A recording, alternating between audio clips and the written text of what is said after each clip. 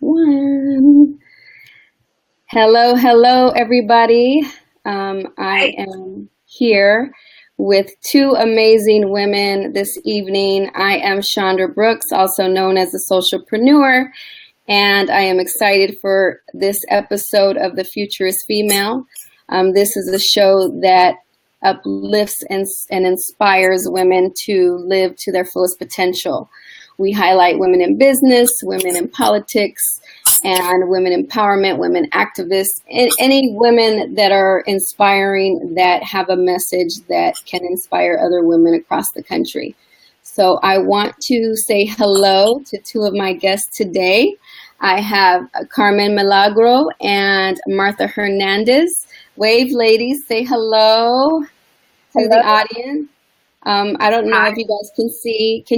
Can't Carmen and Martha, can you see the little green icon at all? Or is it just me? You can't see the eyes? Okay, so we have two people watching right now. So if you're watching, please say hi so we know who's here. And then if you're one of Martha's friends or Carmen's friends, they can say hi to you. I like to keep the interview very, organic and real and not too cookie cutter. So we can say hi to people as they come on live. But I want to introduce each of you individually because you guys are so great and so special and inspiring. And I want you to tell me about yourself. Tell me how you grew up, where you grew up, and a little bit of your story. And we'll start with Carmen. Tell us about your business first, your business, and then where you grew up and how you grew up. Okay, well, hello, everybody. Thank you so much for having me today. I'm really excited. I've been looking forward to this all day. Yay. I have a couple of things always going on, few irons in the fire, as they say, but the one that we'll focus on today is I recently started another startup project because apparently I'm a little bit insane. It's called Bourbon Skincare, and we just started a few months ago. And so I'm transitioning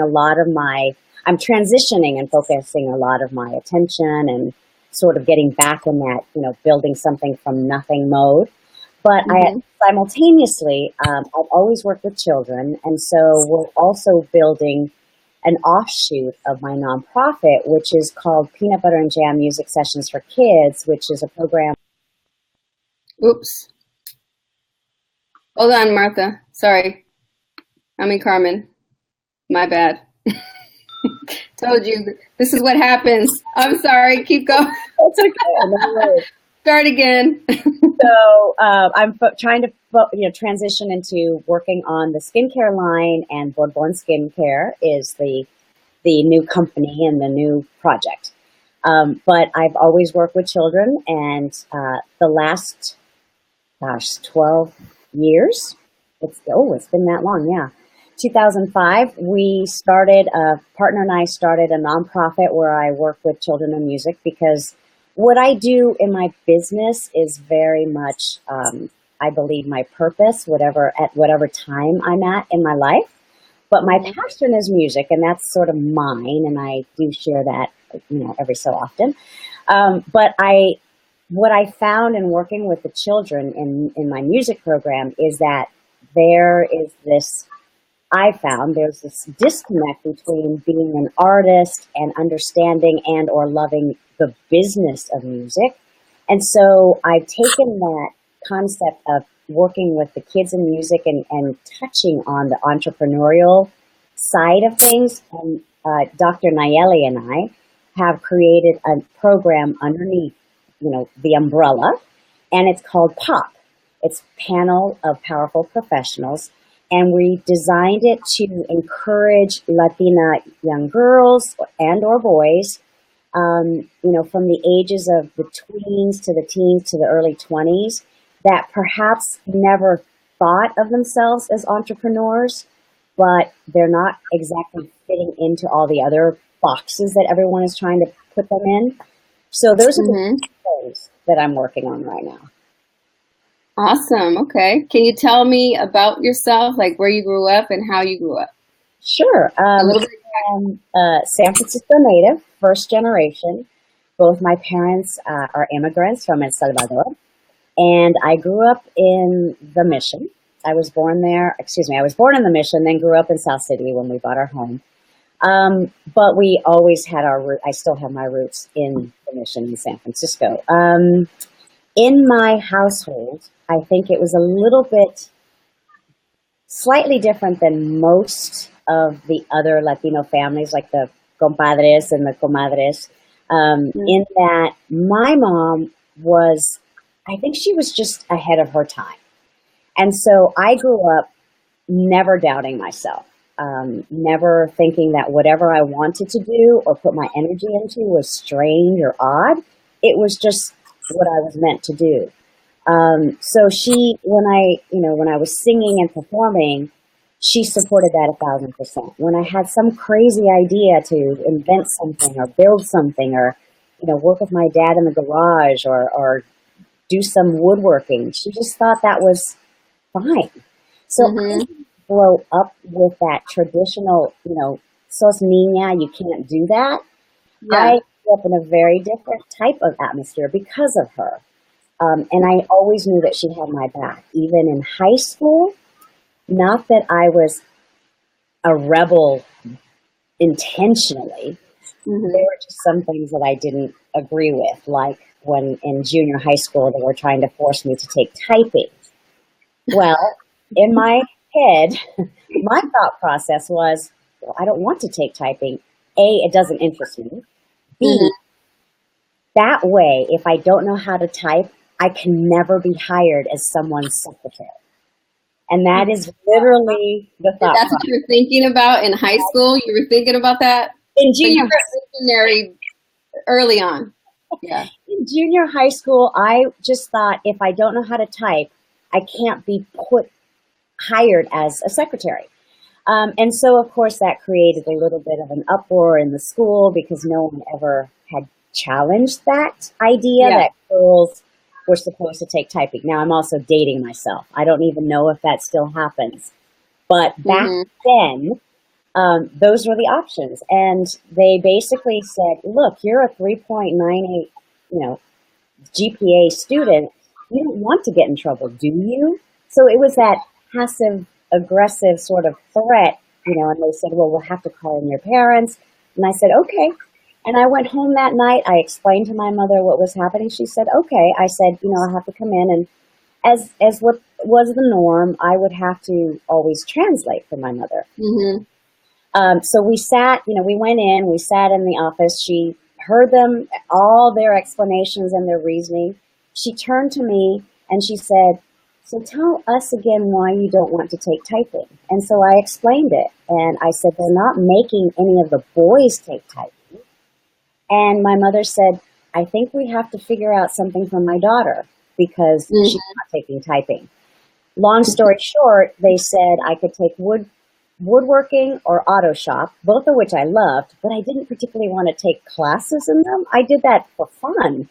Yeah, right. So I ended up as an 8th grader on the yearbook staff, which typically you weren't allowed as an 8th grader. So that's what my experience is. Having someone who has your back, even if it's just one person. Right. It's what I talk about a lot in that one person can empower you and enable you in a way that could actually change the course of your life and affect you for the rest of your life. That's what I believe. Yeah, that's awesome. What a great story. So you were a rule breaker and a rebel early on, right? I love it. That's wonderful. Okay. So just before I head to Martha, I want you to tell me about bourbonskin.com and your business, and tell me about the skincare line. Okay. It basically started because when I was about to turn 50 years old, 3 years ago. So I woke up one morning and I noticed that I had these gigantic age spots on my face. And that, as an entertainer, as a performer, getting up on stage, it just freaked me out. I will be totally honest with you. I didn't realize I was that vain, but apparently I am. So that led me on a quest to figure out how to get rid of these age spots without using all these other products that, I read labels a lot. And I don't believe in buying things that are laden with chemicals and toxins and Mhm. parabens and sulfates, yada, yada, yada. And I grew up, again, with my mom's teaching, I grew up using olive oil as a makeup remover. Not that I wore that much makeup, only when I'm on stage, but Mhm. um, I used olive oil to remove makeup and coconut oil to moisturize. So I felt like there was something in this concept that my mother taught me that was really important. And I thought, well, how do I find out what other women in other cultures use? So, Mhm. long story short, I talked to over 300 people from all walks of life, all ages, all ethnicities, you name it. And the questions that I asked were two questions. What did your grandmothers and your great grandmothers use on their skin? Mhm. And being that analytical, sort of organized person, I started developing this spreadsheet and I broke it down by ethnicity and countries and culture. And I saw this pattern for me. Yeah. I see things a little bit differently than most people do. So I came up with 14 natural, organic, or wildcrafted ingredients that are all edible. Meaning, Wow. if you pull them all out of my formula, you can cook with you can cook them or eat them or drink them. And Mhm. I thought, well, that's great, but is it going to work? So Right. friends try it. Here we are. Just it took me 8 months just to develop that formula. Mhm. And along the process, just gave out samples and then people started buying it because it was helping not only with the age spots, which by the way, are completely pretty much gone on my face. You can barely see them. And Yeah. as new ones surface, then I'll just continue my regimen and I don't worry about it anymore. But Yeah. other people have shared with me how it has helped to fade their surgical scars. A lot of the women that I work with at Heaven's Door Cancer Foundation, I'm on the Mhm. board of directors for that organization, and I felt, it's what started out as a vanity project for myself and other people who want to look better. It has also turned into something that actually really helps people who want to some fade some of their scars from their surgeries or their radiation treatments, Mhm. that sort of thing, in a gentler way where they're not adding more toxins into their system. Mhm. That has those stories that I'd love to share with you at some point. Those stories, talking to the CEO, Daphne Evans from Heaven's Door Cancer Foundation, brought me to Mhm. my eyes because here's something that was sort of fluffy, right? And yet it's actually helping people. It's helping women with their stretch marks after having the baby. And the Mhm. important thing is that it's not adding more toxins into the bloodstream. So Wow. I'm really happy and really proud of this. And I've been able to marry it with the technology in the jar. And Okay. that is basically Woodbone Skincare. Yay. So everybody watching, the website is on the screen. I don't know if you can see it, Carmen, I can. but okay. So the website is on the screen, and somebody, I don't know if you know her, but Michelle, she said thank you for sharing the website. So I think that it's something that a lot of people will be interested in using. And I know that I'm going to go purchase some soon because Me I need too. it too. I'm gonna turn 40 this year, and I need to make sure that I keep my skin in order over here. So thank you for sharing, Carmen. And let's jump to our next entrepreneur and just wonderful, inspiring woman, Martha Hernandez, and she is the founder of Made. Is it Boss or both? Is it Boss? Yes. Made Boss. And if you can, Yes. Made Boss, Made Boss. Okay. So if you can tell us about it's an app, right? It's an app, and tell us Yes. about you, where you grew up, how you grew up, and why you started this venture. Thank you. So I'll start about just telling you about myself. I grew up in a really small town. It's called Chavinda in Michoacan, Mexico. But I was born in. Uh-oh, the sound. The sound. Are you close to the microphone? Hear me? Oh, there you are. You're going in and out. It's weird. No, I can't hear I you. grew.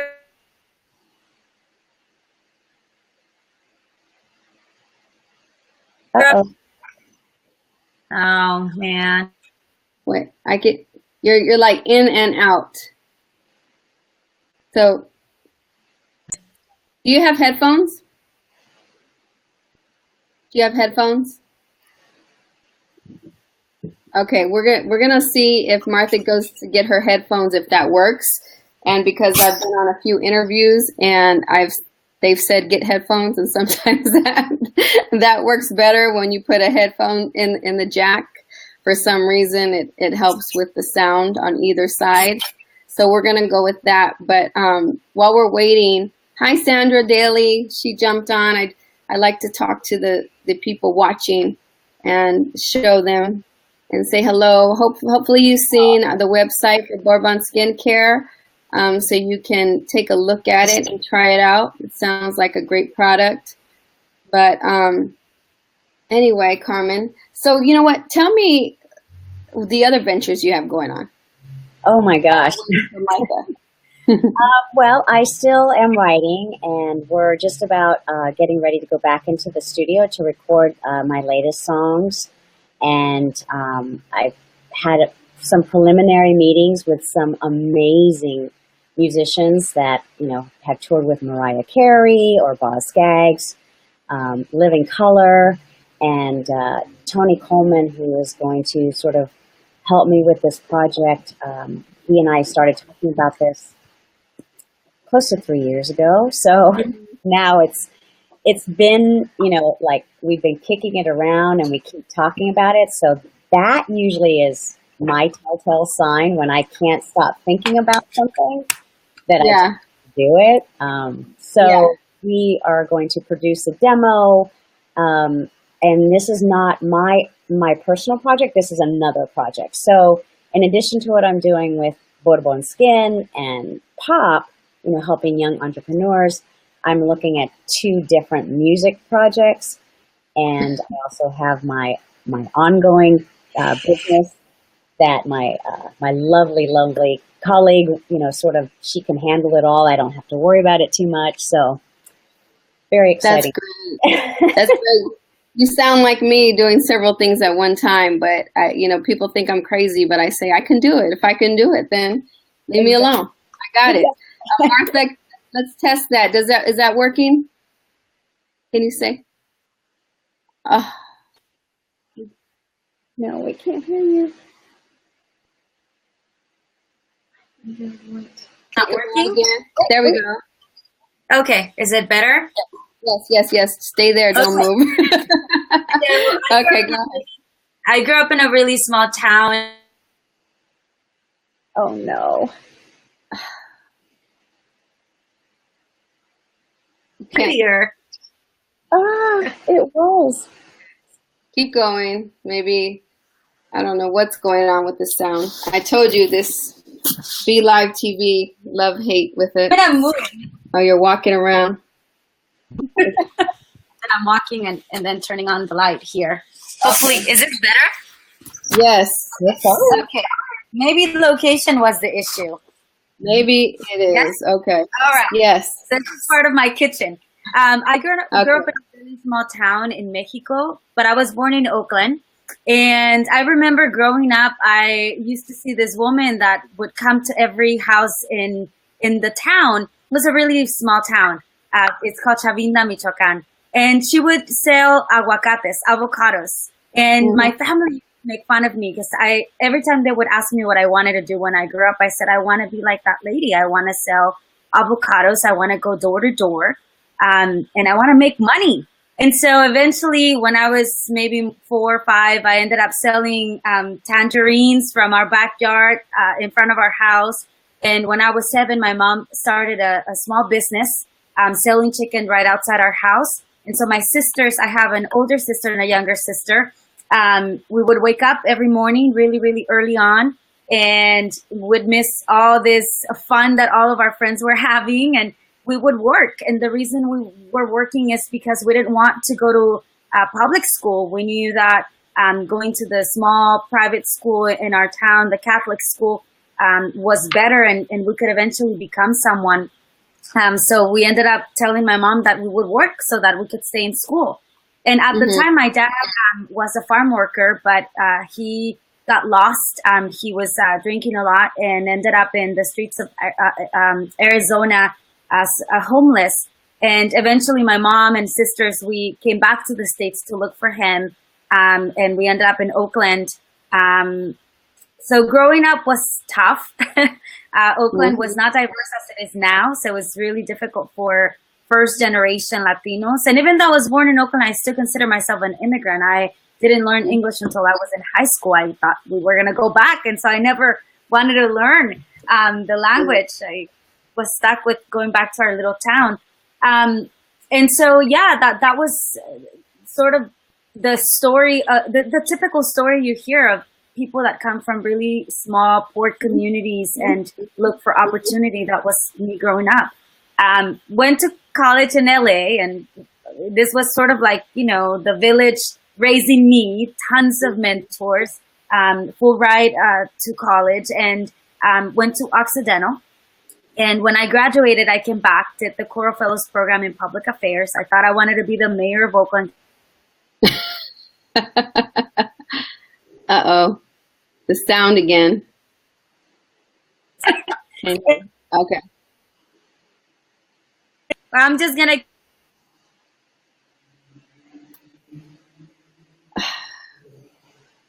No. Sorry, it's totally me.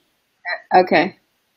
Okay, so one of the things that I ended up doing is I went into retail. I got recruited. I was doing sales. I was doing really well in sales, selling for Give Something Back office supplies, and got recruited by a Hispanic grocer and loved my job. I loved working for this Latino-based, Mexican-based grocery store, Mi Pueblo, and Of course.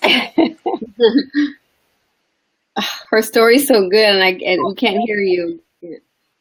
Oh, I was doing recruiting and talent management, and for the first time, I saw that there were other Latinos, or that there were Latinos making money like $100,000 a year. And for me, I had never seen that because my dad always made $30,000 to $40,000 a year. So I fell in love. I thought, like, how is this possible? I've never seen this in my community. But then when I went into the non-traditional, like the non-Hispanic, I found most of the Latinos doing the work no one wanted to do. They were the janitors, they were the butchers, they were the service people, and started asking questions like, how in this world does this happen? And so eventually became the director of talent acquisition for a 17,000 employee company. I was the youngest and only Latina or highest ranking in executive management,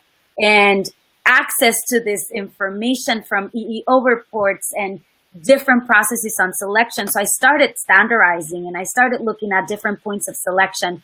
And that's when I started to really feel power to shape companies that have grown to be traditionally biased and not knowing, and really figure out ways to give people opportunity, people that were hardworking and that wanted to grow. And so that's how Made Boss started.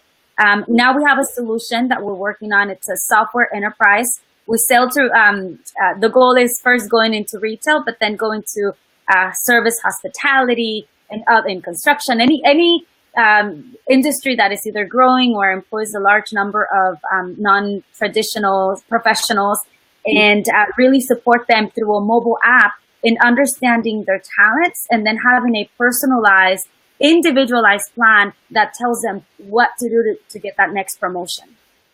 So that's exactly what Made Boss does. So they go, just kind of walk us through somebody going on the app and what happens with the... Thank you. I always use the example of Noemi. She's a Latina. She's in school and eventually thinks she's going to go and teach somewhere. But through the app, then she learns that she has the natural talents to become a software engineer. And, you know, natural talent is really something you're born with. And whether you're analytical or you have a strong people acumen, the goal of Made Boss is to build on the skill set, right? The stuff you can actually learn by going to class or taking a training course or a certification. And so we show Noemi, hey, you're an amazing analytical thinker. You have strong people acumen, etc. 5 of them. And then we say, and within Walmart, because she's a cashier at Walmart, there are these positions that you can actually make 150 to 200,000 a year in 3 years. And this is what you do. You finish the bachelor's degree that you're working on. Make sure that you get an emphasis in engineering. You're going to have to do this internship with, I don't know, Walmart Mobile. They actually have a mobile app department. And here are the people that you need to know. And then those people actually have access to seeing Noemi and her behavior as she's completing tasks, as she's completing certifications.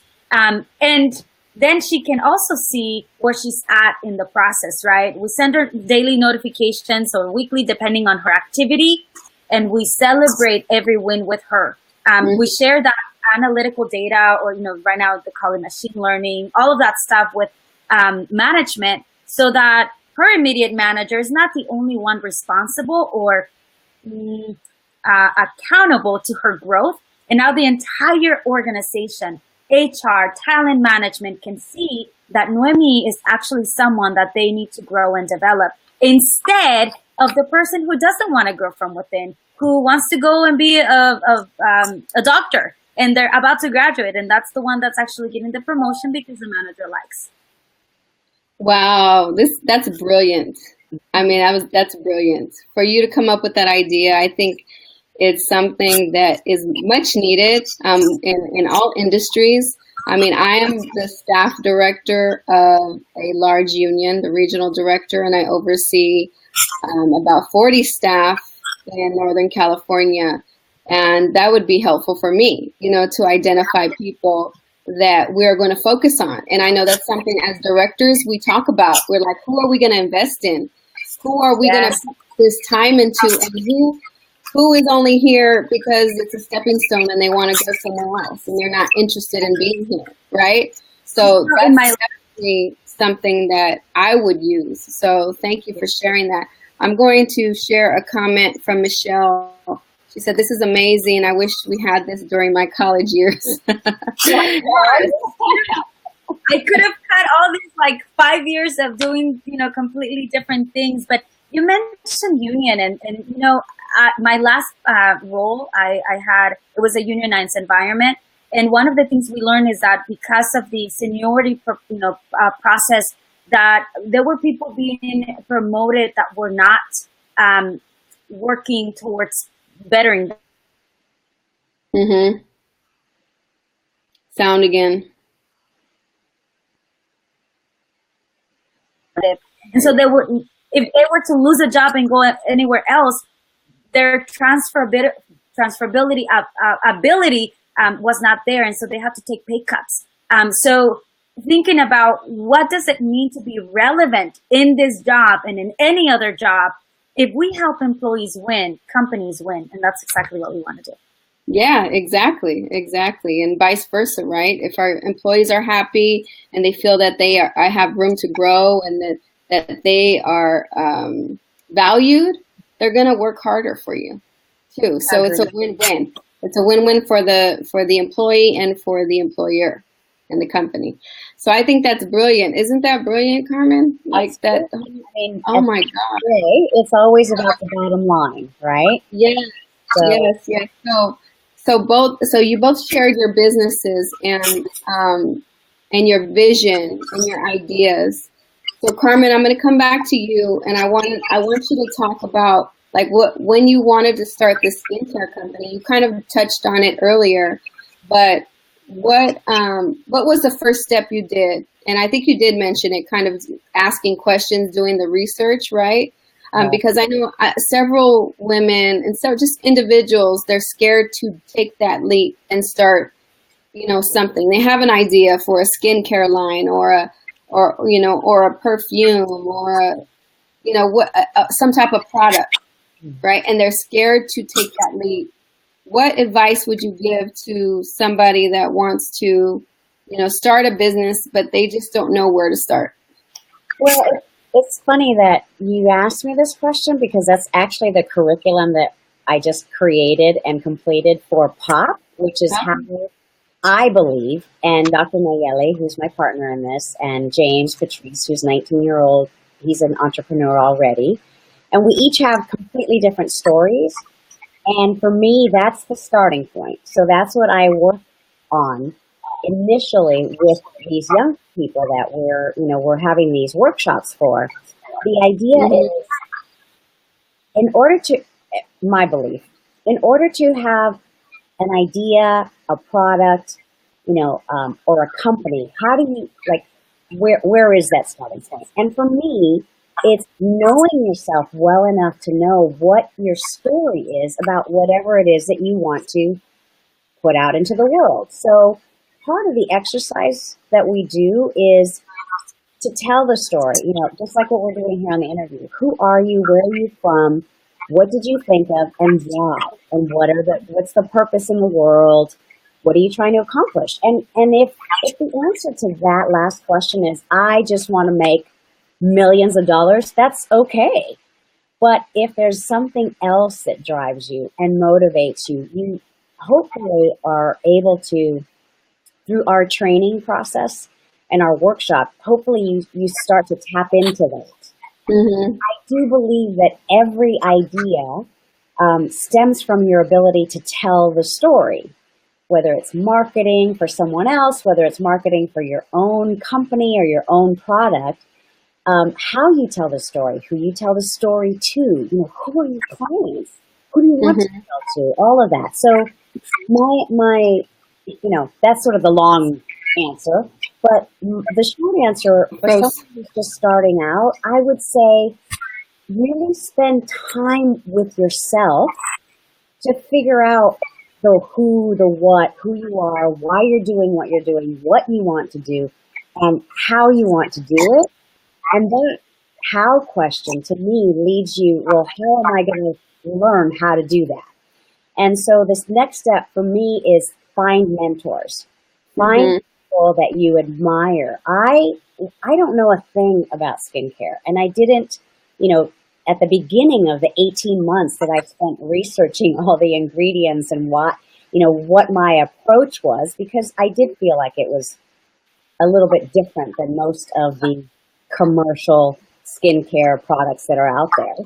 Right. I reached out on LinkedIn to the co-CEO of EO Products. I don't know if you're familiar with them, but they're in, Bed Bath & Beyond. They're at Whole Foods. It's the big, they have all the different products, and it's that label that's the E and the O, the letter EO, and it stands for essential oils. And, okay. And I reached out to her. I don't know her. I've never met her, but I found out that the company's based in Marin. And lo and behold, I was very succinct, sent her a quick note, explained to her what I was doing and why, and she responded back to me. And I ended up having 2 different meetings and interviews with her. And, that's probably like the greatest step number 2 that I could advise anyone on from my experiences is to reach out to someone else. And you don't always know them, but you'd be surprised how willing people are, especially women. There's a lot of women out there that are doing what we're doing, what we're discussing here, but that want to help other women. Don't get me wrong. There are other women out there that are not like this. I've dealt with them. I've worked for them. I'm not trying to sound Pollyanna, but at the same time, if that type of woman crosses your path, all you need to do is just step aside. You step around her, or you just remove them from your path so that you can get to who you need to get to. But at that time, with a woman who was 25 years ago started her company, And no one was talking about organic skincare or essential oils and, paraben-free products. I mean, she truly was the pioneer. I mean, a process for me to reach out to her on LinkedIn after, doing my research. It wasn't just some random, name that came to me in a dream, although that is how I write my songs. But this is a little bit more targeted process. So that for me is, learn your story. So who you are and why, what passions, are you following? And, everyone always says, follow your bliss and go for it. But there's that other side of there's actual steps and processes that you can either go and get information on your own, or you can seek out information from those that have come before you. And more than likely, they are willing to help you. And I think that's really super important to remember. It's not always easy, though.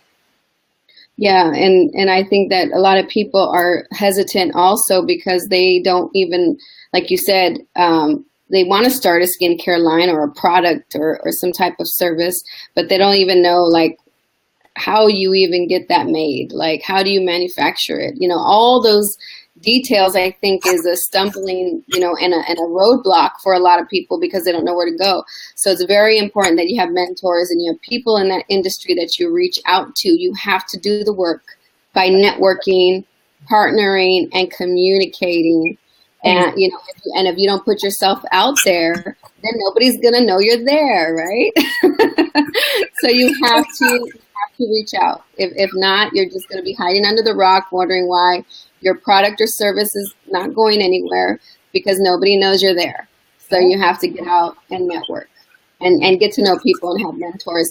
I think that's so important because, that's the only way I've been able to be successful in my career, in my life, is with mentors and coaches and people who help me. There's absolutely no way. We do a lot of work on our own because I think we're very passionate, visionary go-getters, but that's only one part of it. You have to have people who are helping you, people who have done it already. So thank you, Carmen, for that tip. Okay, Martha, you tell me, like when you got this idea, when that light bulb popped in your head, what did you first do? Like, what did you do to get started in moving this forward?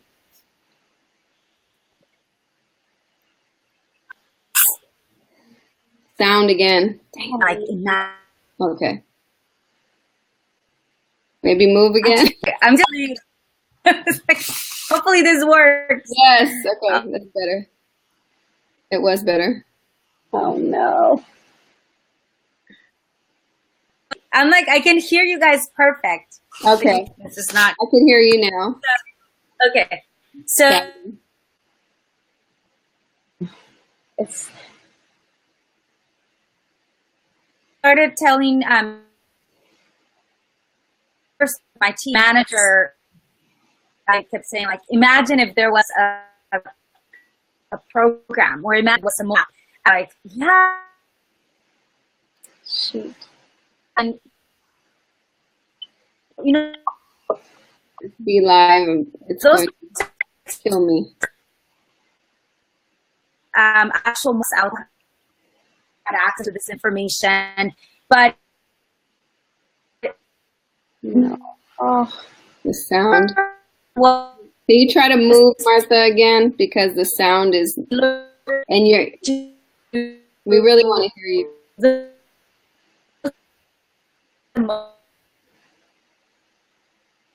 I hate for you to start all over again, but if you can, your face is even frozen right now. So I'm gonna probably try another program on my next interview. Oh, and now she's gone. Oh no. Hopefully she jumps back on and logs back on. But we have a few comments on here. We have Imani saying, yes, that why gives you the foundation to stand on during the journey. Thank you, Imani. And the next comment, she said, very true. There are some uplifting women who truly care to uplift others. Yes, not everybody, not all women, but there are women out there.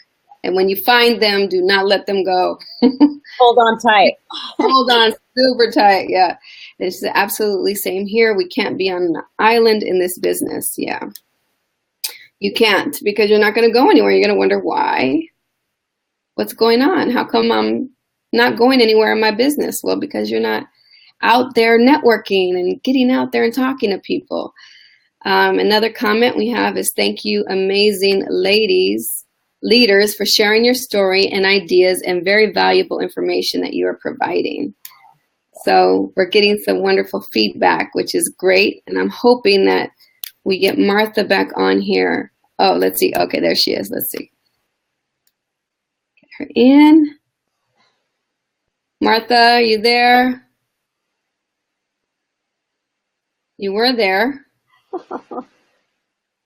Oh, it might be her reception because it just keeps kicking her out for some reason.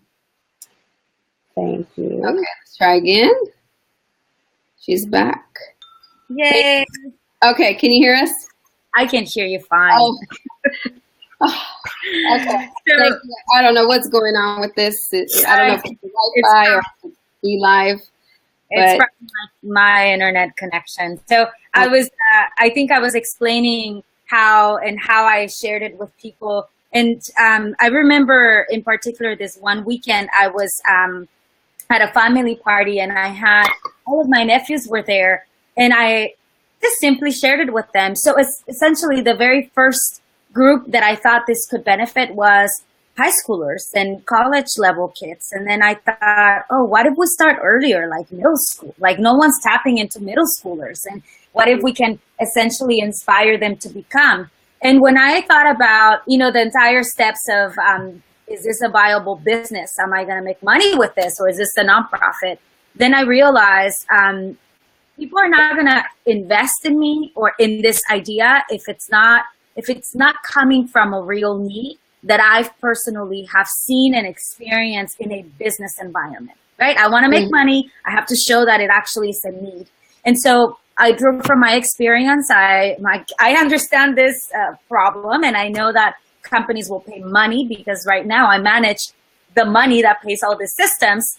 And so eventually I became more familiar, and I started doing projects implementing systems so that I could understand the market and I could understand the solutions and the pricing. And I did that for 7 years. I prepared my transition from a director in talent acquisition, right, executive management, to becoming an entrepreneur for 4 years. And so going back to what Carmen, what you were saying is that, yeah, engaging with people is great, but having a plan, like if you start talking to people that, you're going to be driven by their ideas or something else that got you inspired. But, I wrote down what my vision was. And I said, I will save money. I will invest in creating this idea. I will make sure that I understand the investment process. I will connect with people. And for 4 years, that was my number one priority from a professional development perspective.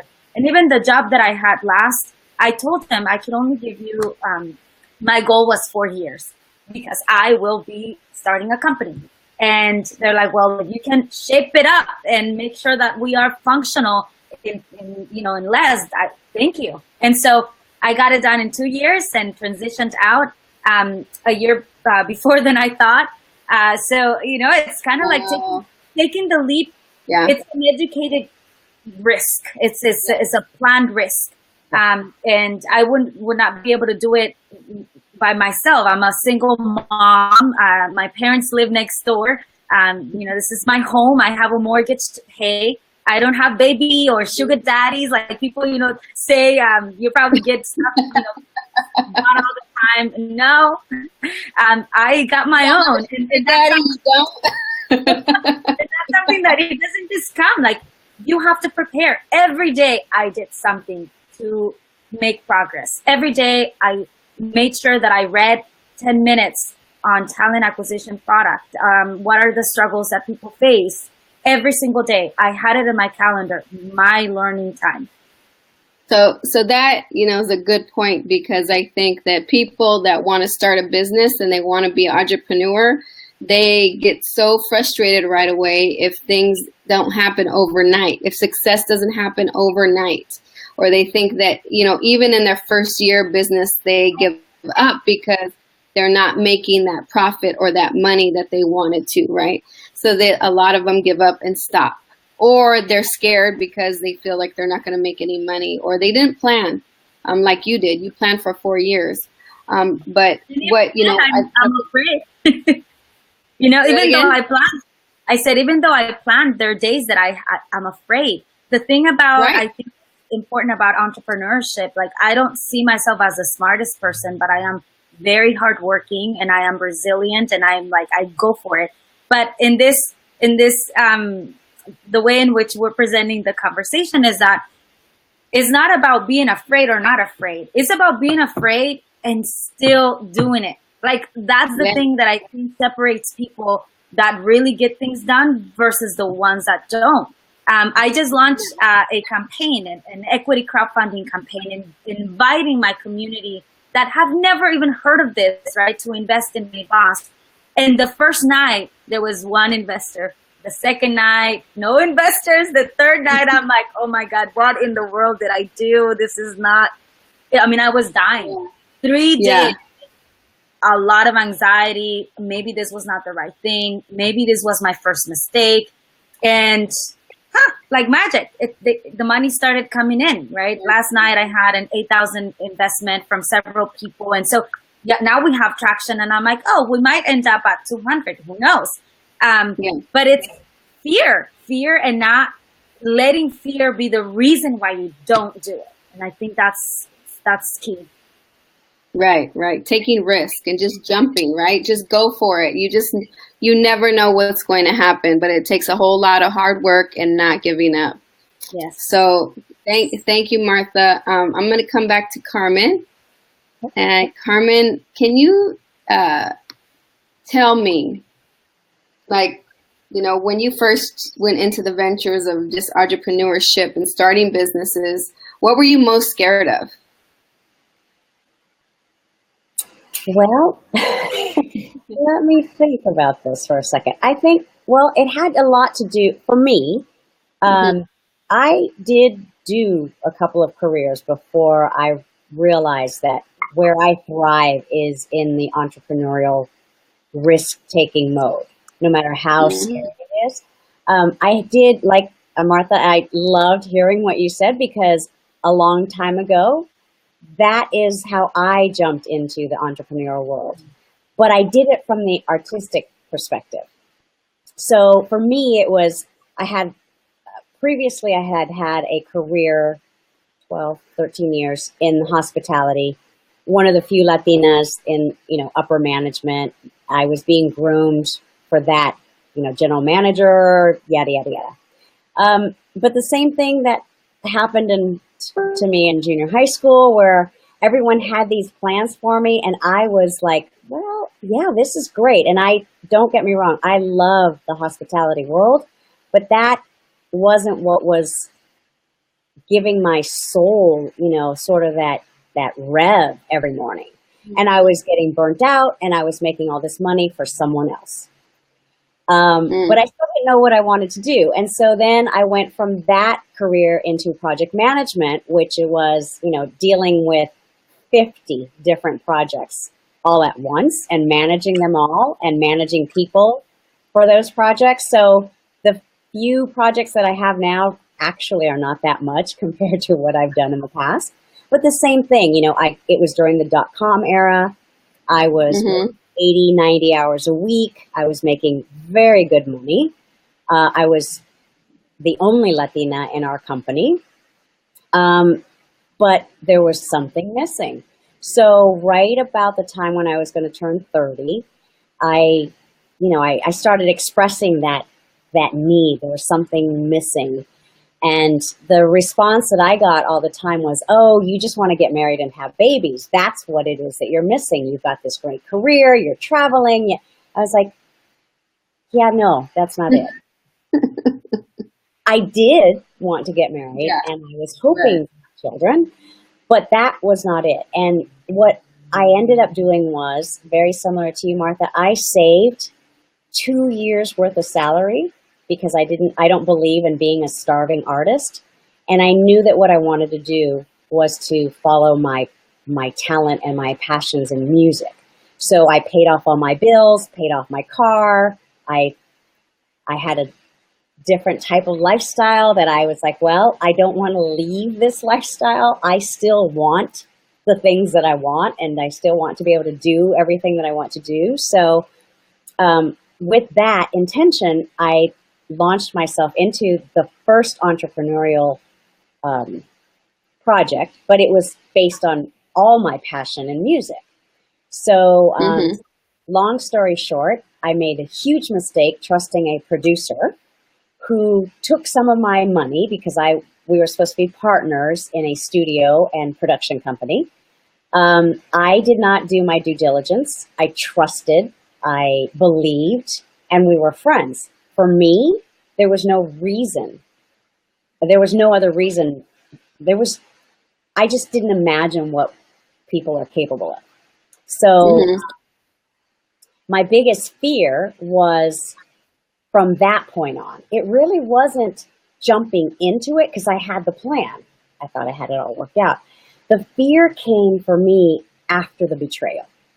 The fear came when I had who I thought was my mentor in music, my business partner in music, someone who had opened some doors for me, because he did do that, and he was an incredible musician, but I didn't know the dark blackness in his heart of what he was capable of.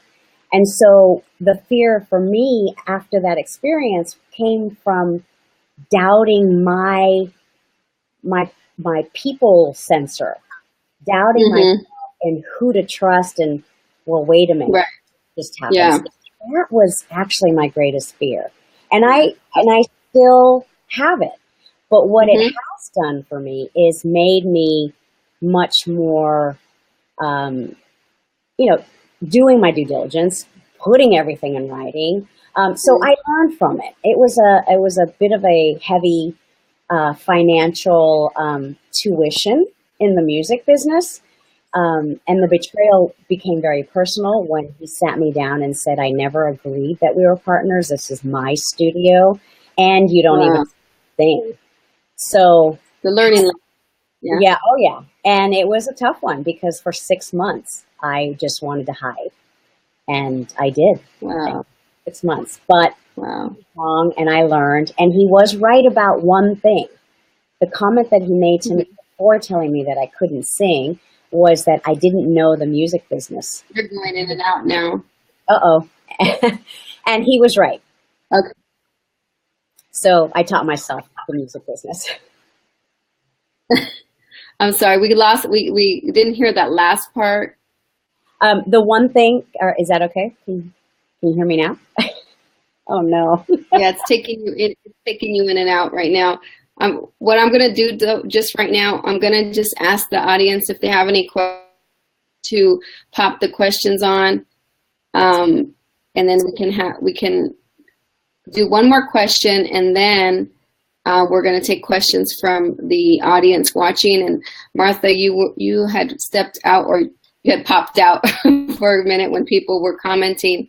But we had people talking about, thank you, amazing lady leaders, for sharing your stories and ideas. They're valuable. I'm just going to pop them on the screen for you to see. People are engaging, they're asking questions. They're absolutely the same here. We can't be on an island in the business. When we were talking about how you can't just hide under a rock when you're starting your business, you have to get out there and network. We just have, several comments coming in from people that are interested. Carmen, are you back? I think so. Is it? Okay, you are. Okay. Yeah, you are. We didn't hear that last part. That something he told you. Yes, one of the things that he did say to me, besides not being able to sing and that, we weren't partners, the one thing that stayed with me was the fact when he said, and you don't even know the music business. And that that sort of aha moment because he was right. I Mm-hmm. didn't do the research. I didn't understand the business itself. That has nothing to do with his betrayal, but he made a very valid point. And so from that moment on, in spite of my fear of trusting, I was determined to learn about the music business, this whole new realm that's, I had never, I just would sing in school and college and, performances, but Yeah. I didn't know the music business. So that was sort of the catalyst for all the things that I've done since then, and how I approach things is kind of move through the fear, whatever that is. Okay. So I'm going to ask one more question, and this is what I'm going to let you guys tell us about, what you want the audience to know. I know, Carmen, you told me about your entrepreneur training program for young people, and then also the South Asian Spring Indian Day. Yes. Indian Day.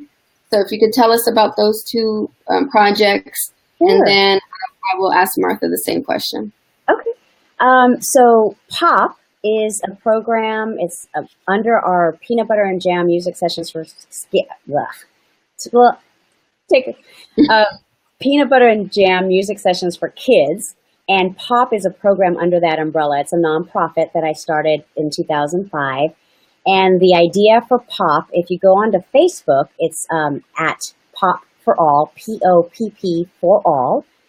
And we're doing is we have the preliminary meetings with Skyline College in San Bruno, and I'm going to follow up on another lead for Mission Housing, and hopefully we'll be able to bring this entrepreneurial training that we talked about earlier, the first step, telling your story, who you are, the product, the ideas, and then the other steps that you can take in San Francisco, how to get a business license, how to write your business plan, how to network. That is all hopefully going to come together through the San Mateo School District and San Francisco Mission Housing. I want to be able to bring this sort of opening up that door of possibility for someone who maybe isn't doing so well in school, but they have great ideas and they just didn't know that they could become an entrepreneur. And for me, it's important to get back into my community, the neighborhood where I was born, which is San Francisco. And, we just had a preliminary discussion with Mission Housing, the representative there. So I have to follow up and show them the curriculum that we came up with, and that's what we're working on there. Awesome. Thank you. I'm really excited about this because I feel like there's a huge need in our community and every community to, why wait till someone is 20 or 30?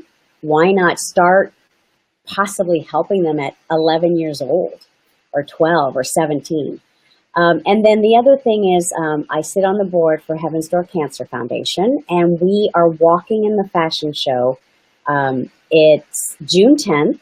It's cancer survivors and warriors and cancer divas. They are still looking for about 4 more models.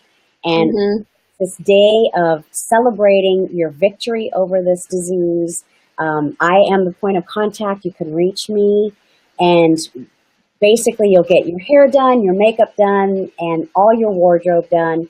And if you feel good and you have the courage and you'd like to inspire someone else so that they don't deal with this situation in silence on their own, in an island, that's what the fashion show is all about. And the theme is butterfly and metamorphosis and bright, beautiful colors. And it'll be fun. It's a volunteer thing. And if you know of anyone who might be willing to do this and walk in, there's no experience necessary. It's just about how you feel and, just showcasing that and inspiring other people.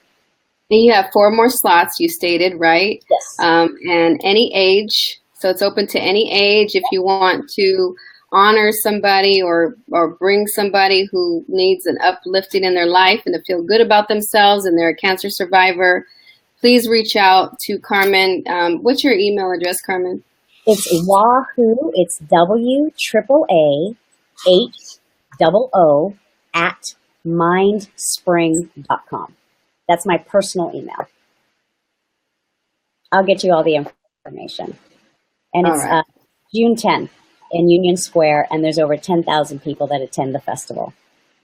Wow. So guests, if you guys know of anybody that would be interested in that, please send her an email or contact me directly and I'll connect you to Carmen.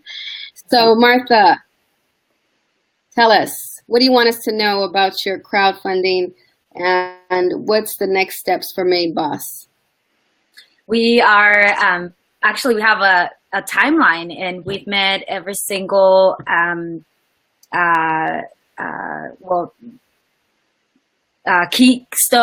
milestone. I couldn't think of the word. Yeah. Every single milestone that we've actually set for ourselves. And so the next milestone is end the campaign. Actually, we have 48 days more to go. So it's beginning of July. I want to be funded by then and then start building the actual product. I already have the team ready. We're really excited about that. 3 beta customers ready to test it. And so our goal is that by end of September, we are already learning about behavior and beginning of next year that we can start selling the product, the software solution. I think what I want people to know is that we oftentimes complain about opportunity not being available, and we see ourselves in like victimized roles where very few are helping us, right? And so when there's an opportunity to support someone, you're going in and out again. When there is, can't hear you. This is a good message. Okay, can't hear you. Can you hear me now? You're frozen. Try again. There you go. There you go. So I think that it's important to take action, and action can come in many shapes and forms. Buy Carmen's product. Make sure you share it with everyone in your Facebook account, your network. Ensure that that if you have $50, that you go to the link that you'll hopefully provide, either my website, and that you invest in the idea and in me as a Latina entrepreneur. We speak of Latinos and Latinas getting less than 1% of venture capital funding. Imagine if we could tell a story that we no longer need that we ourselves can fund great ideas and great products and great companies, and therefore make them successful. Because the number one reason organizations fail, enterprises fail, is lack of funding. And so right now I'm doing a lot of educating to my community about what it means to be, but it's not my job. It's your job to become educated on how you can turn $50 to $3,000 to $20,000 in the future, because you deserve that. Your family deserves that. And so, yeah, let's take responsibility and walk the talk. It's time that we do something that's conducive to change, right? We can't see a different result if we don't change behavior. And it starts with 1 hour a day. And so today, maybe your hour is about reading my deck, right? And understanding what Made Boss is, and signing up and investing at least $50. So that's my call to action. Well, awesome. Well, I am inspired by both you ladies. This is great. I have both of your websites online. I put the call out there for people to ask questions, but maybe they're shy or too tired or whatnot, but they're not asking any questions right now, but maybe the questions will come up later. So thank you ladies for being on. I can't believe it's already been an hour that we've been talking. It went by very quickly. I told you it goes by quickly, especially when it's fun and we're getting good information. Please share this on several pages because I think we can inspire many people. Thank you. Okay? Thank you, Chandra. I think we're all frozen. All of our faces are frozen. But if nobody has any questions, thank you, ladies, for being on. I appreciate your time, and I look forward to talking to you soon. And we're going to end the broadcast. Good night. Good night. Thank you. Bye, Martha. Bye, Carmen. Nice meeting you.